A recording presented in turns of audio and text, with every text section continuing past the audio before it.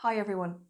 To follow up on my video from the 24th of March 2021 with regard to the vote to accelerate the examination procedure for the Digital Green Certificate regulation, I confirm that 468 MEPs voted in favour of acceleration and 203 voted against. I confirm that the following Irish MEPs voted in favour of acceleration: Barry Andrews, Fianna Fáil; Francis Fitzgerald, Fine Gael; Colm Markey, Fine Gael; Maria Walsh, Fine Gael; Deirdre Clune, Fine Gael; Billy Kelleher, Fianna Fáil; Sean Kelly, Fine Gael. The MEPs who voted against acceleration included Kieran Cuff, Greens; Claire Daly, Independents for Change; Luke Ming Flanagan, Independent; Chris McManus, Sinn Féin; Grace O'Sullivan, Greens; and Mick Wallace, Independents for Change.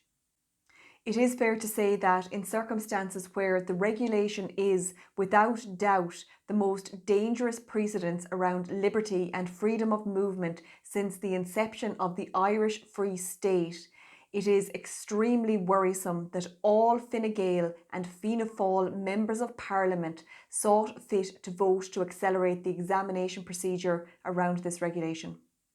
The purpose of this video is to advise you that the vote to commit this regulation into law has been scheduled for the 27th and the 28th of April 2021. And in this regard, we are asking you to write to your MEPs to urge them to vote against this regulation. In the description box of this video, you will find a link to a letter that can be sent to all Irish MEPs by email. You will also find a separate document which contains all contact information for Irish MEPs.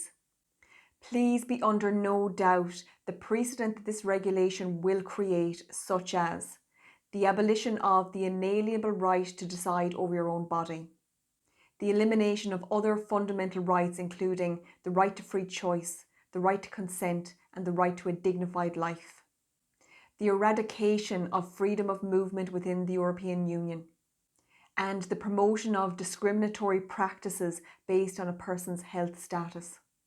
Furthermore, we know from bitter experience that once an emergency measure is put in place, an example being the universal social charge, it is seldom reversed.